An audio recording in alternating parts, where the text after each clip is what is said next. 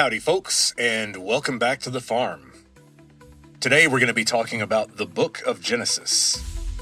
Now, regardless of where you were born, or where you grew up, regardless of what language you speak, no matter how old you are, no matter what you believe, one could argue conclusively that the written work that we call Genesis is the most important and most influential written material ever produced by humans.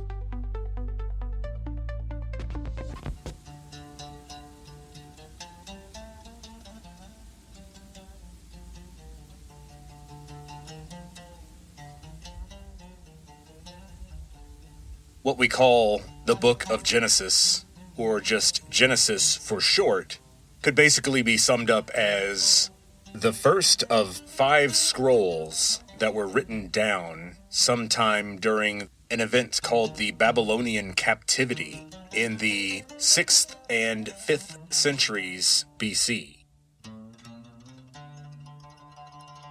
We'll be talking about Korush, or Cyrus the Great, as we know him in our soft, modern pronunciation of ancient names.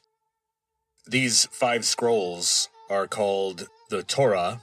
Also, in the Greco-Roman world, they were referred to as the Pentateuchoi. Pente is 5, and Teachos is a scroll in ancient Greek. And so, in modern English pronunciation, we just say Pentateuch. The Pentateuch. Pentauch.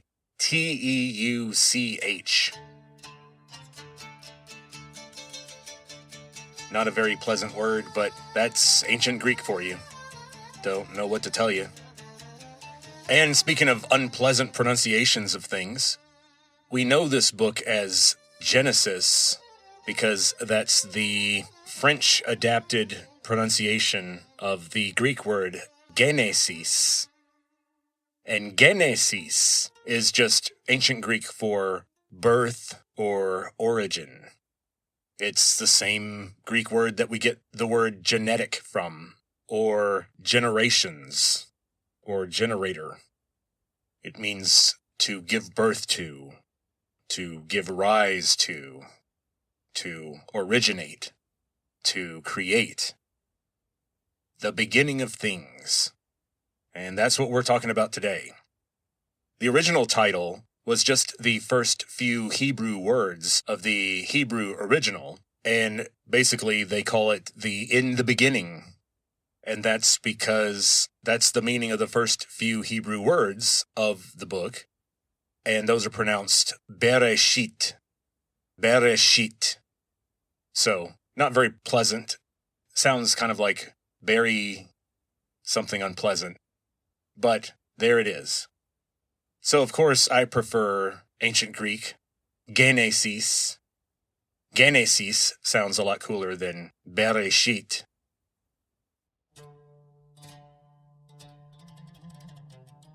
Now, a lot of you might be thinking, okay, Vincent, all this talk about ancient Greek pronunciation has triggered me here, and it occurs to me that aren't you right smack in the middle of the revelation to John?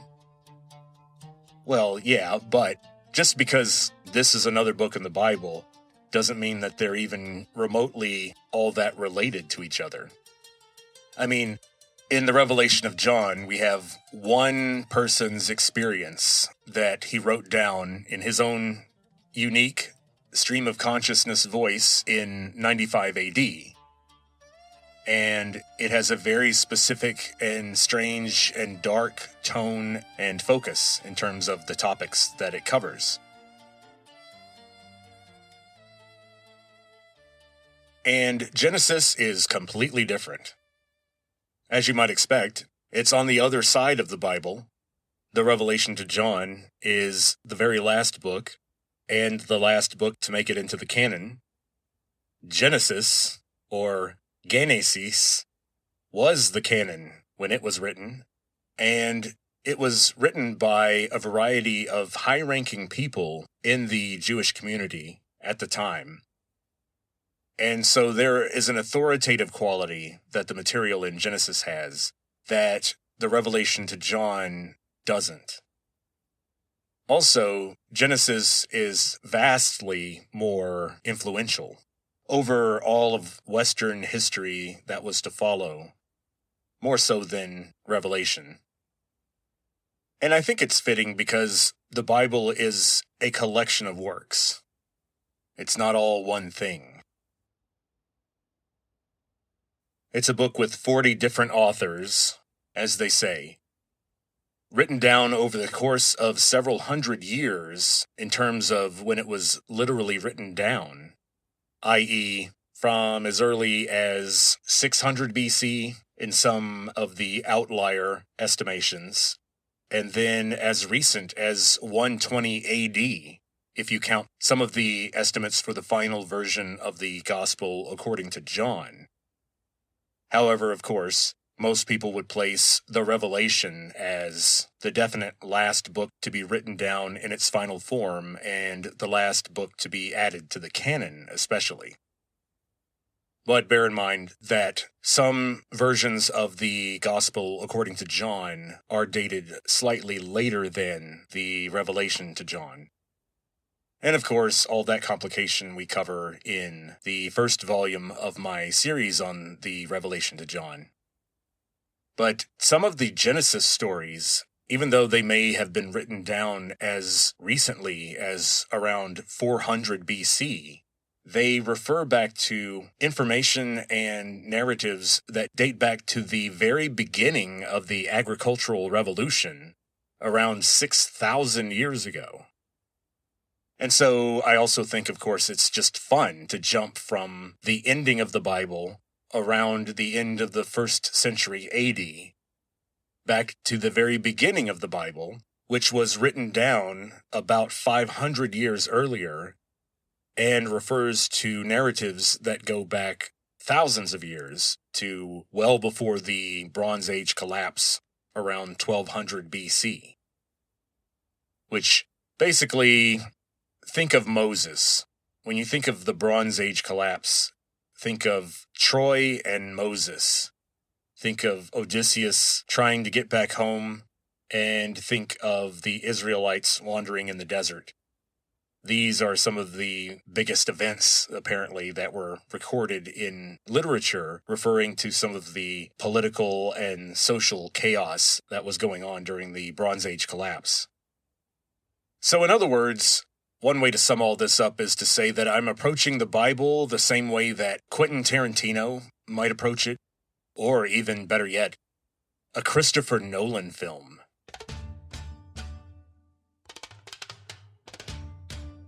Where we've got this cool flashback situation where we start with the very ending. We talk about the revelation to John and the end of the world and the early Christian church. And that's how they like to do it. They start at the ending, they get bogged down in a bunch of details, and then they try to refresh the narrative and keep the audience interested by jumping back to the beginning of the story. Basically, they're like, so you might be wondering how we got here. And then all of a sudden, we jump back to the beginning of time. And we have long discussions about why God decided to create light before he created the sun. And what does that mean?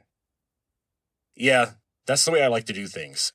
So don't worry, we'll definitely be getting back to Revelation. I mean, after all, the beast is about to make his debut. I mean, we've got a biblical book that has dragons in it. I mean, come on. Of course we're going to go back to Revelation.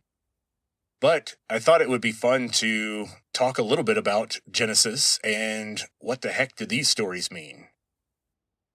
So, unlike with the Revelation to John, we're not going to launch into an endless series of discussions of background information to give context to what we're about to hear.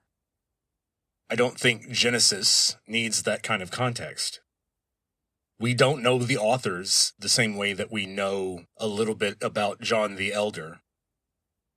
We know that Genesis was written by multiple authors who differed not only themselves by perhaps decades, but the stories that they were working with, the narratives that they were compiling, could have been received thousands of years apart. Meaning, one part of Genesis may be adapted from stories that were handed down from around 5000 BC.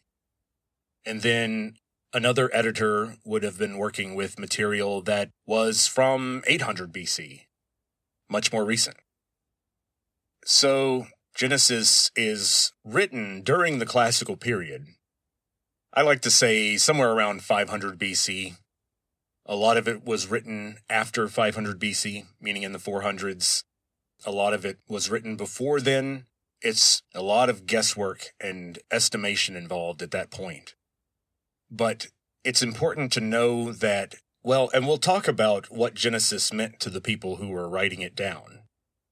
And we'll talk about what was going on in the world of Judaism when Genesis was finally written down. And, of course, it involves a lot of complicated politics, in particular having to do with the Babylonian conquest of what was then Judea. The collapse of the freedom of the days of King Solomon and King David. And so Genesis, we'll find out, is a statement of identity. It's a statement of survival. It's a statement about who are we and where did we come from, and how are we different from the people around us. Even though they rule over us, we're still different. And here's why. Because we have a relationship to God, the one true God of the universe, that other people don't.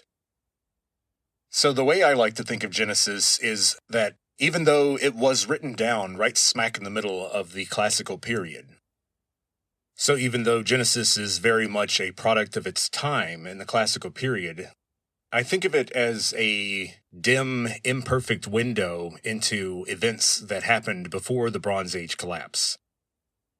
So there's some layering going on here. There is the top layer, which is our 500 BC Jewish authoritative author who is compiling documents that were written down from oral traditions that date back 1,000 years before they ever set their little stylus to their papyrus. Now, how reliable were these oral traditions? Should we pay any attention to this stuff? As we'll see, it's highly mythological. It's very colorful. The stories clearly are more interested in morality and philosophy and psychology rather than actual economics or physics or anything like that. These stories are about who humans really are and who God really is, and about why God made the universe the way he did, and about why we see the universe that we see around us. It's an explanation, and in particular, it's an explanation of suffering. Why do we suffer? Why is the world like this? Well, that's what Genesis seeks to answer. That's what Genesis wants to tell us. I feel weird taking a long time to introduce Genesis because it just doesn't need the same context build-up that Revelation did. So here's what I'm going to do. We're just going to listen to the first part, the first 2 days of creation in the creation myth. I mean, let's just go for it. The book means the beginning, the basis, the origin. Nothing came before this. This is it. So what else is there to talk about before the beginning of the universe? Nothing. There was just God and his plans. I also need to talk a little bit about how I made this stuff. First of all, what text did I use? I used the New Jerusalem Bible translation. This is not my translation of Genesis. I do not know Hebrew. I had one teacher who taught a course that was split between classics students and the seminary, and that teacher knew Koine, Greek, and then also Hebrew. So that was pretty impressive. But I do not know Hebrew. However, the New Jerusalem Bible, the translation that I'm using, is a well-respected version of the Bible. It's a scholarly translation that gets certain things right that other translations are a little wishy-washy about. And it is definitely on the approved list of Bibles for the Catholic Church and most other denominations.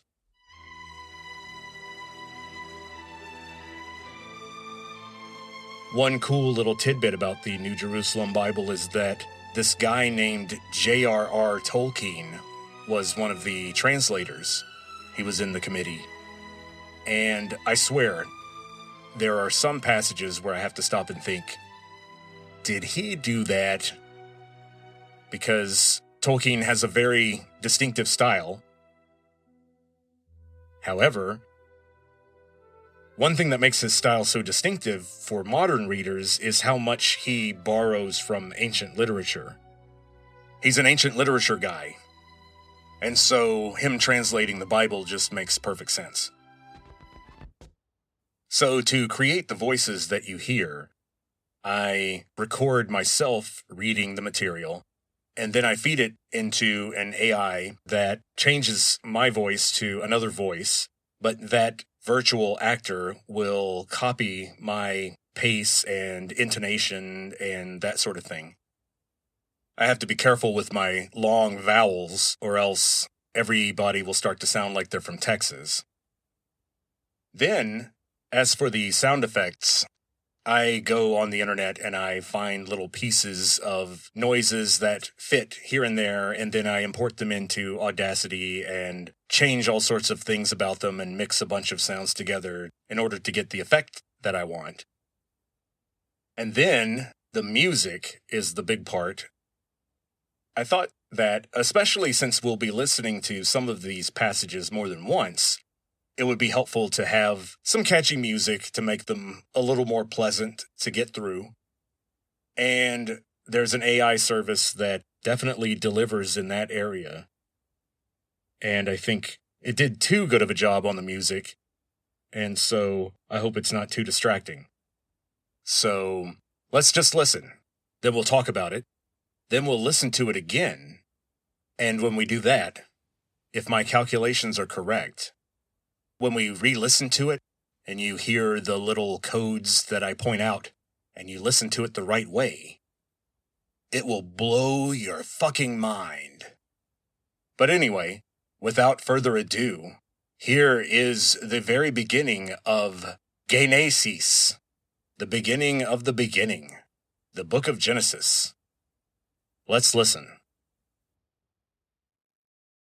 In the beginning, God created heaven and earth.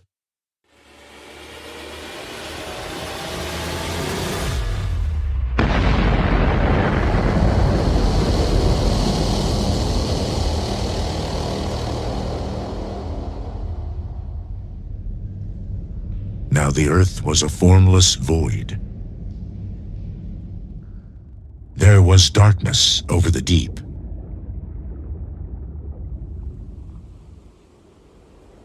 With a divine wind sweeping over the waters, God said, "Let there be light."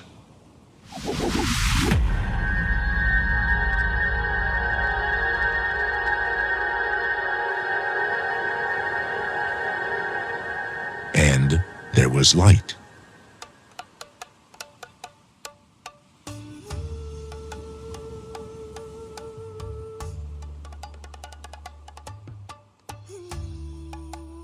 God saw that light was good,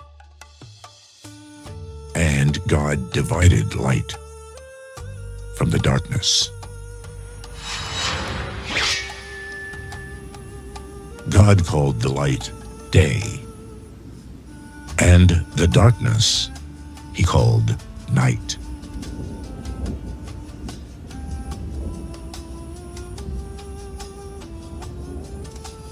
Evening came, and morning came, the first day. God said, Let there be a vault through the middle of the waters, to divide the waters in two.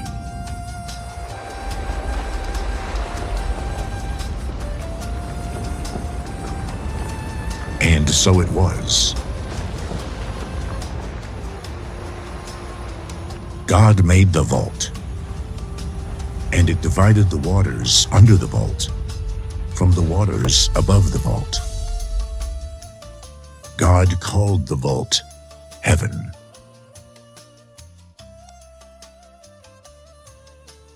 Evening came, and morning came, the second day.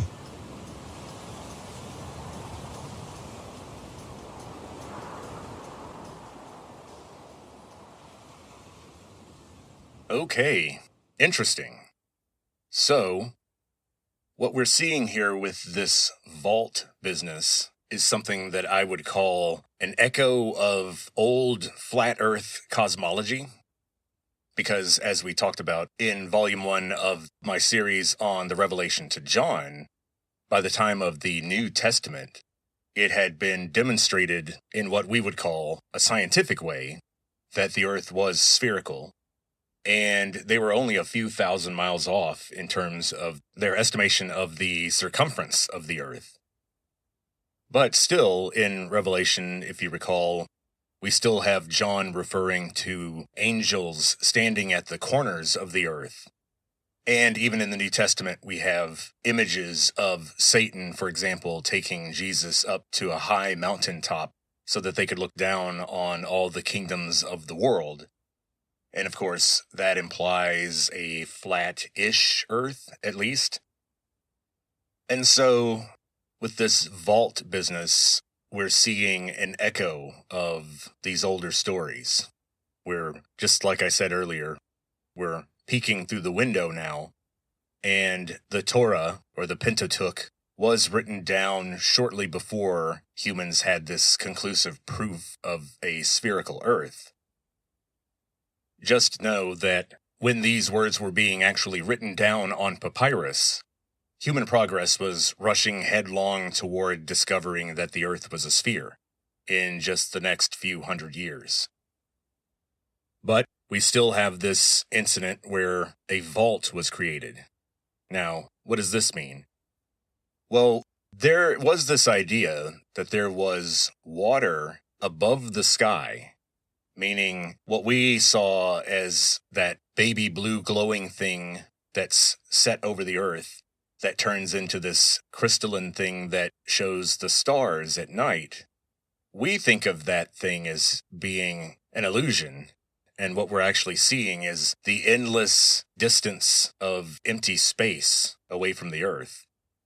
But they saw the earth as a flat object that was covered over with a dome of a kind. And they didn't theorize as to what the dome was made of. They imagined it had to be much stronger than anything humans could build, because it had to hold an ocean up over their heads. So basically there was the earth, then there was the air/sky, where the clouds are, where the birds fly. And then over that was the vault, which was a solid object, meaning you couldn't pass through it. And then above the vault was actual water, an ocean. And then above that, or outside of that, is, I suppose, the real heaven where God is and all the mysteries are. But it must have been a strange feeling compared to us for them to look up to the sky and see that they were under this solid object. It's a very different way of looking at the sky. Now, when we say the sky's the limit, it's kind of a joke because in our mind, you can just keep going out there forever for billions and billions of miles. But in their day, not so much. The sky literally was the limit. And so this is a good example of the fact that we're looking at an older cosmology. We're looking at someone considering the process of creating the universe based on what they understood and what they saw in the world around them. And so modern people will tend to look at this story and say, aha, beginning of the universe. Okay, where's the Big Bang? Well, it clearly is not approaching the subject that way. In fact, Genesis means the beginning, but beginning of what? Does it say the universe? It just says heaven and earth. And to me, that refers to the stuff that humans see around them, meaning the ground under your feet and the sky over your head. It's not necessarily the entire universe, and especially not the cosmos, meaning what's outside the universe. The multiverse, in other words. And by the way, that's not crazy talk.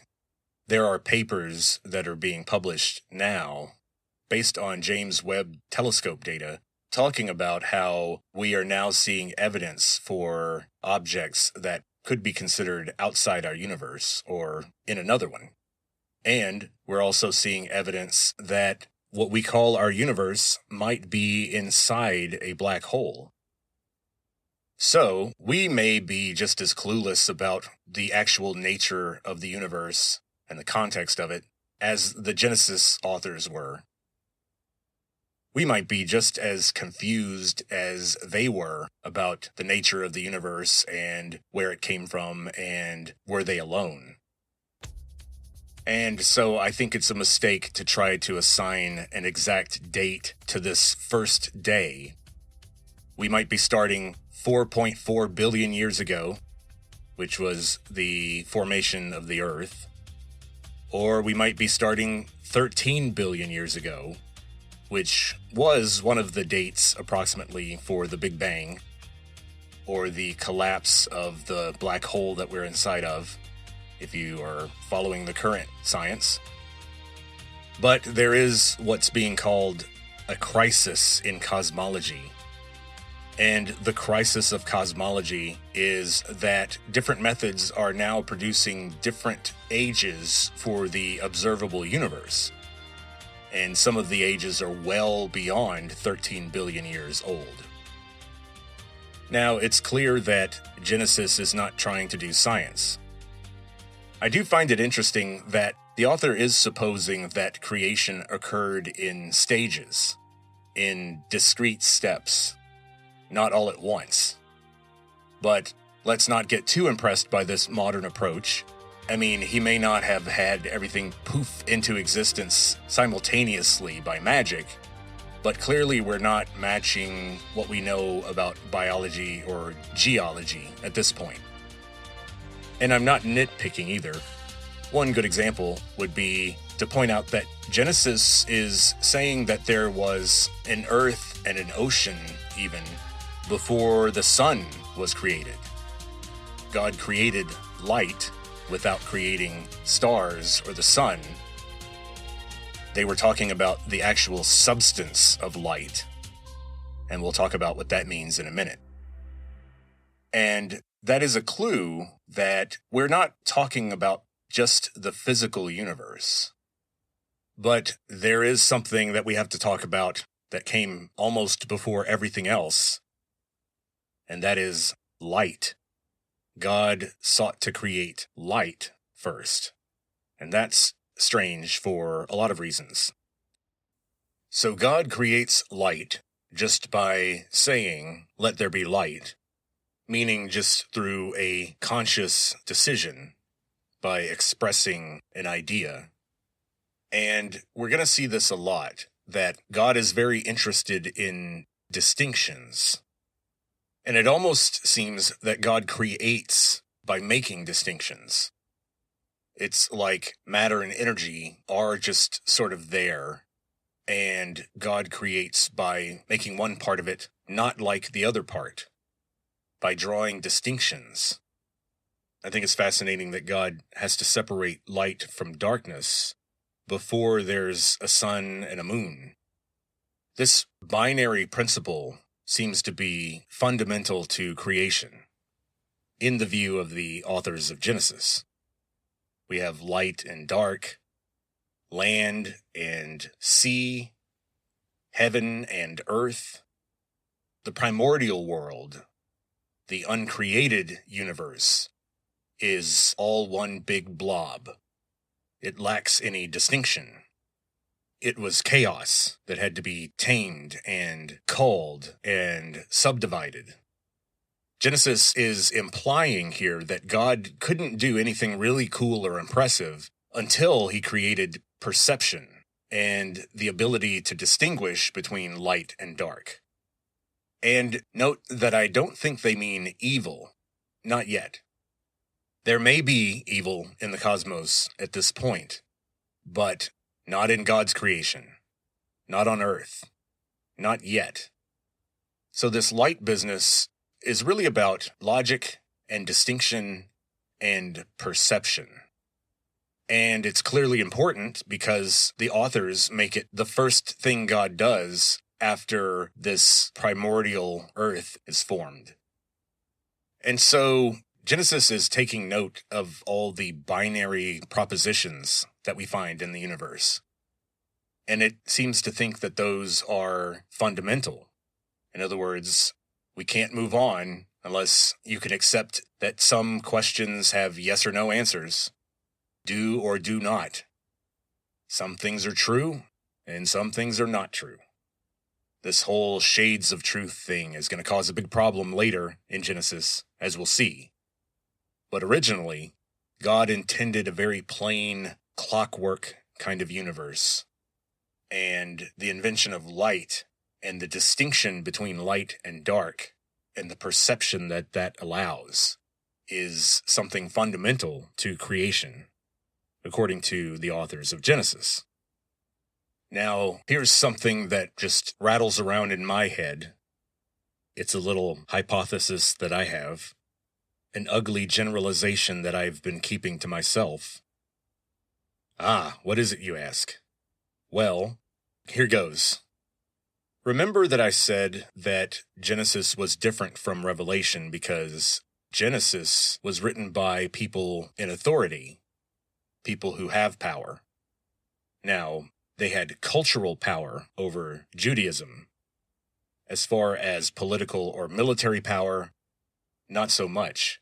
However, they were a group of people who had survived a near extinction event, and they had found strength and comfort in their identity and their distinction from other people.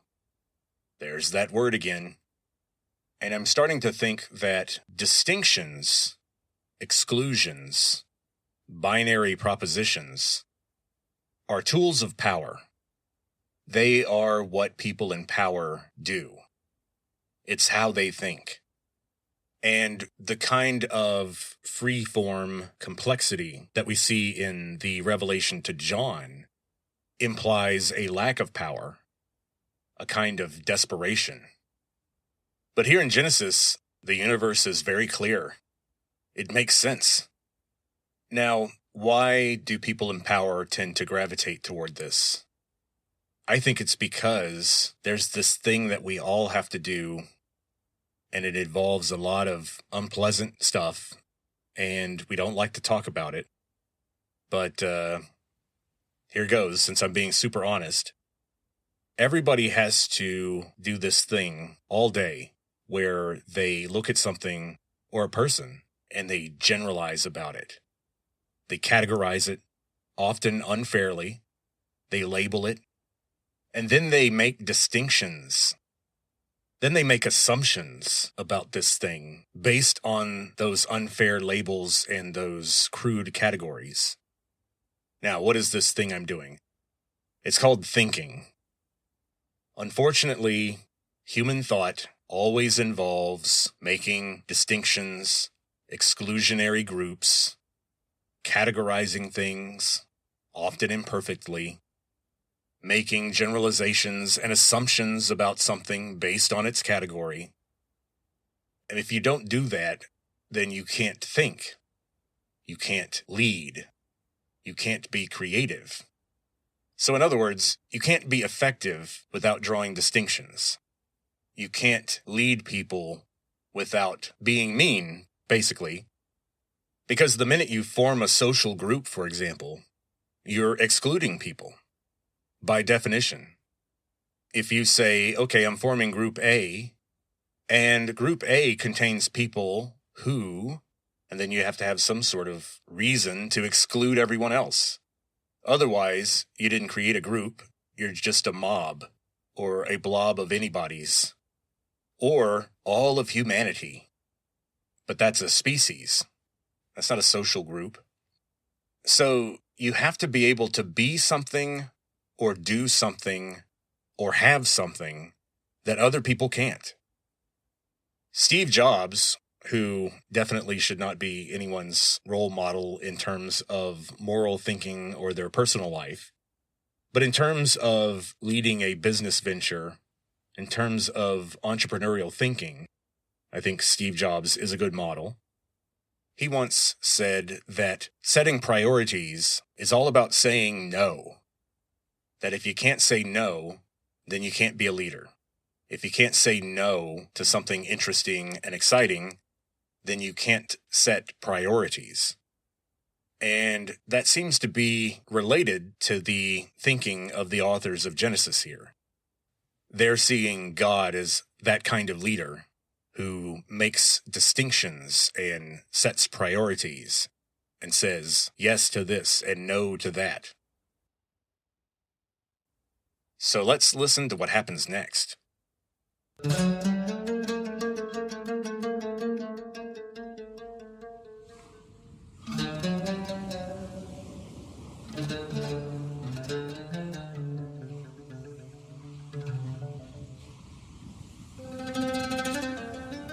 God said, Let the waters under heaven come together into a single mass.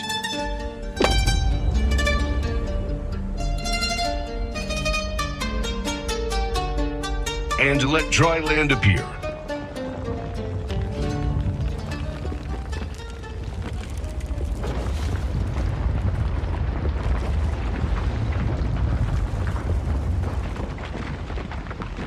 and so it was.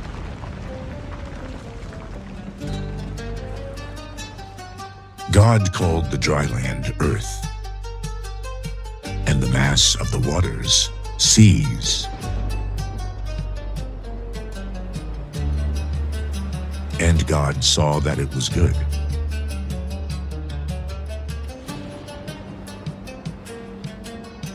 God said, Let the earth produce vegetation, seed-bearing plants,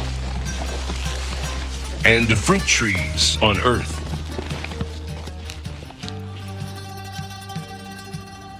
Bearing fruit with their seed inside, each corresponding to its own species. And so it was. The earth produced vegetation, the various kinds of seed-bearing plants, and the fruit trees with seed inside, each corresponding to its own species. And God saw that it was good. Evening came, and morning came, the third day. God said, Let there be lights in the vault of heaven to divide day from night, and let them indicate festivals, days, and years.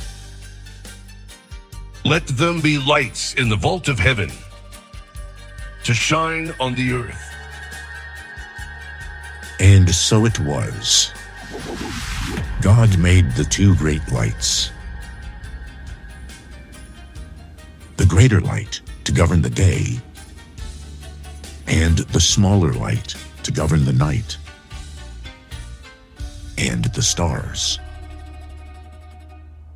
God set them in the vault of heaven to shine on the earth, to govern the day and the night, and to divide light from darkness. God saw that it was good. Evening came, and morning came, the fourth day.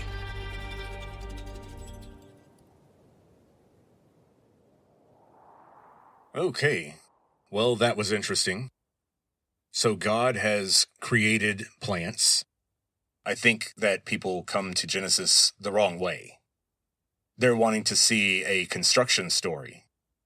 They want to know about the first algae and multicellular organisms and when did humans first stand upright. But instead, we have a being creating the vault and then causing the earth to sprout a bunch of plants, edible plants, and in particular, fruit trees. Now, this is clearly a huge break with biology. As far as we can tell, the first green things on Earth would have been algae in tide pools or in the ocean.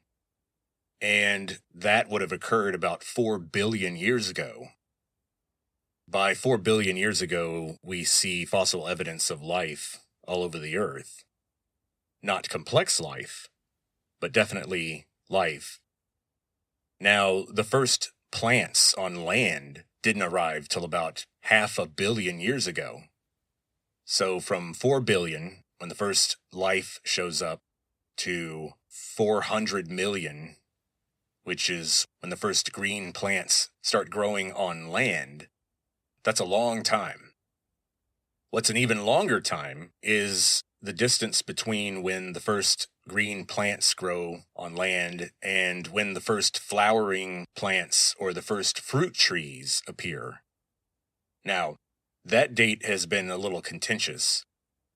There was a time when scientists assumed that Tyrannosaurus rex never saw a flower, that flowering plants didn't come around until right after the age of the dinosaurs. In other words, there was this idea that flowering plants, fruit and flowers, didn't evolve until the period between us and the dinosaurs' extinction. Now, recent fossil discoveries have extended that. And so, yes, dinosaurs did see flowers. They weren't as cool as the ones we have now, but it looks like flowering plants may go back to about 140 million years. Now, 140 million years is still a big gap. It's still a long time after 400 million years. And so, what's my point here? Well, I would say the authors of Genesis didn't know that, and what's more, they didn't care. Because I imagine even someone skilled in agriculture in the time period that Genesis was written down, even around 500 BC, they could have pulled in an expert who would have told them that all this free fruit without any insects or scavengers would eventually cause a problem. But note that Genesis is telling us that God put the fruit here first. In Genesis, God puts provisioning on the earth before he puts any animals that could eat it. He put useful vegetation all over the earth with no predators. And so, what is this saying? I think the point here is that the authors of Genesis are telling us that God sought to provide first and foremost. That God's first instinct was to put something useful and nourishing on the earth before he even considered what to put on the earth to eat it. He didn't intend for anything to ever go hungry or to do without. Everything was provided for in God's vision of the earth, according to Genesis.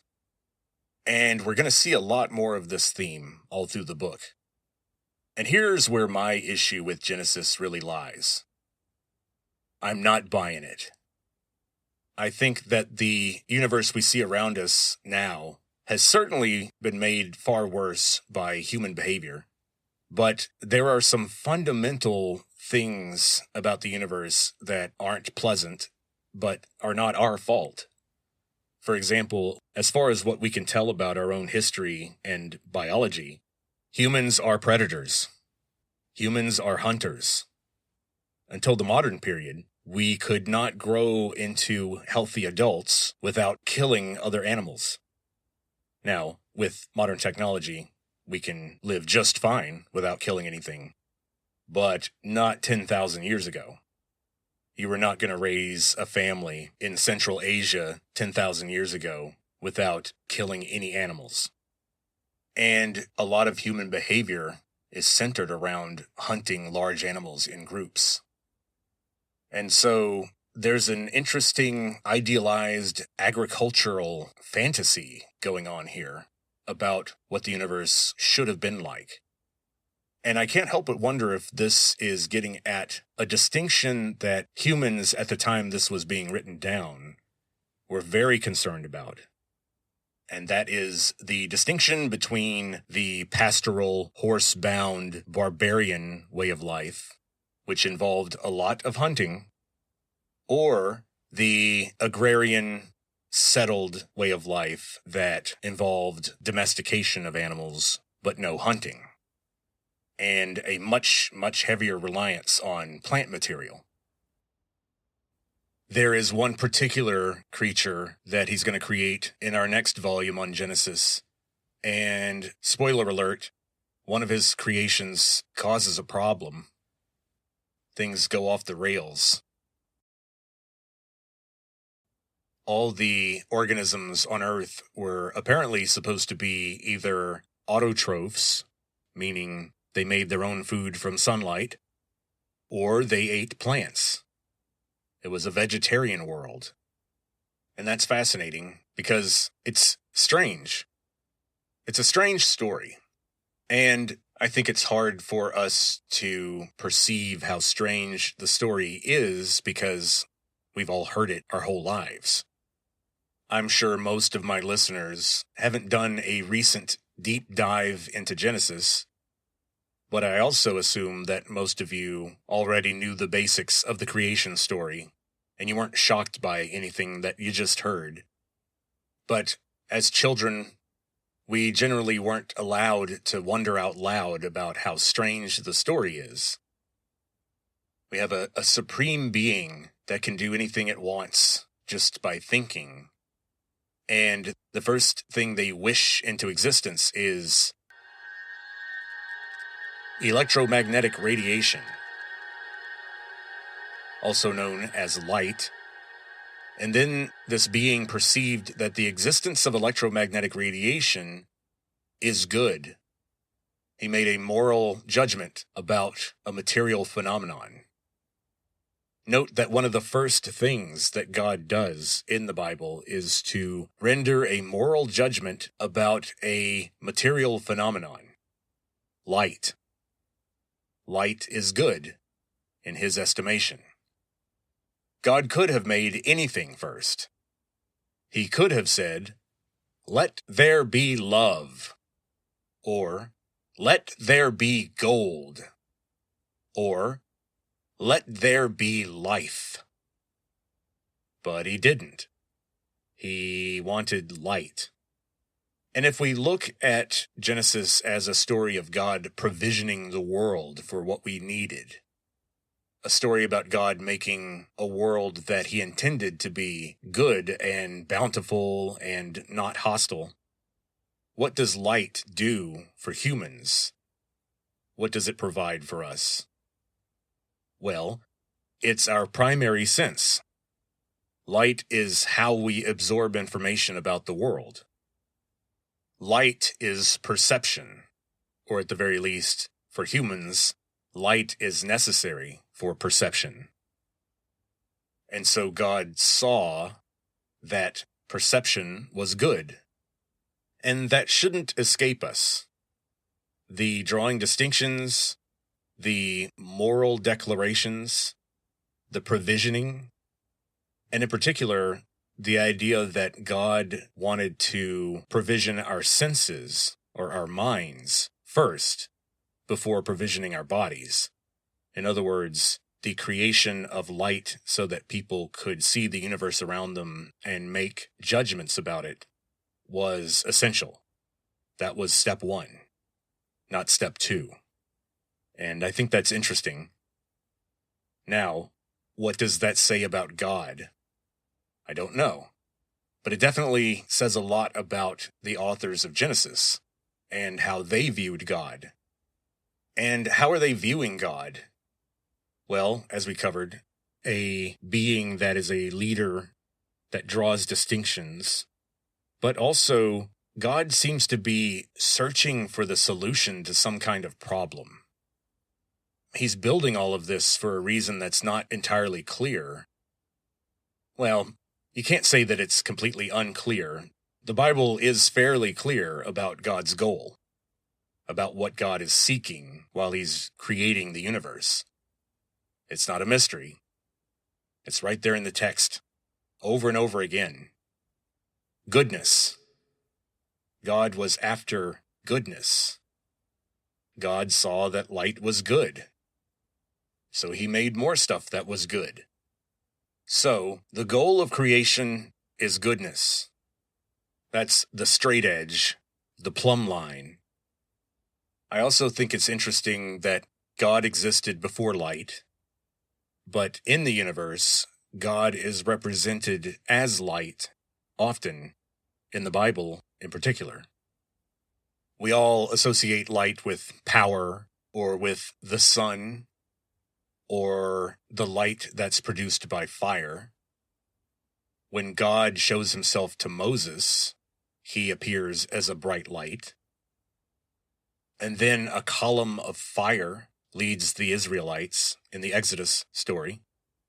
Then we have angels like Lucifer, a Latin word that means the light bearer or the light bringer.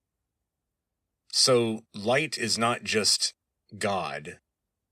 God existed before light.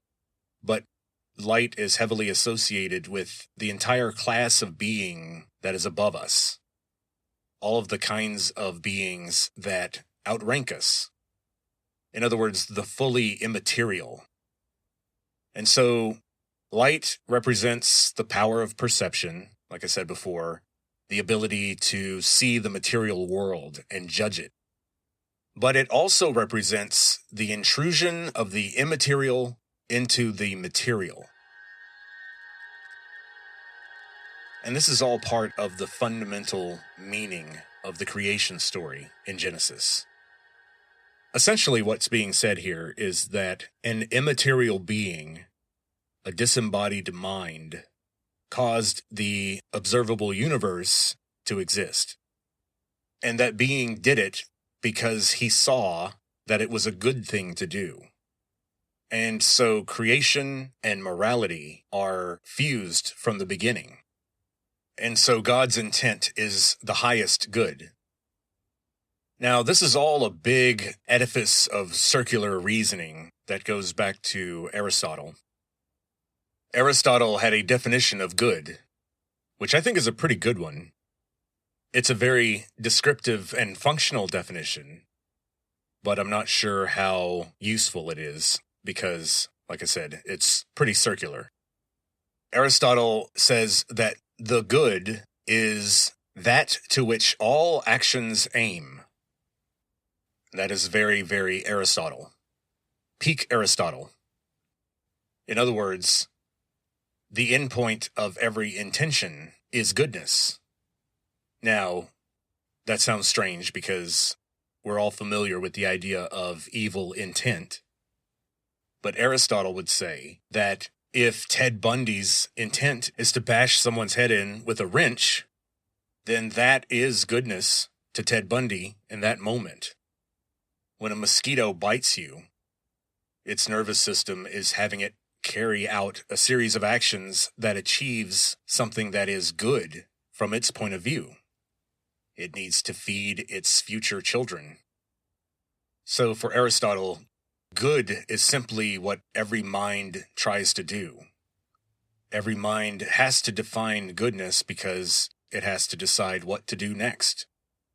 Otherwise, it's not really a functional mind. Well, that's where we'll leave it for today.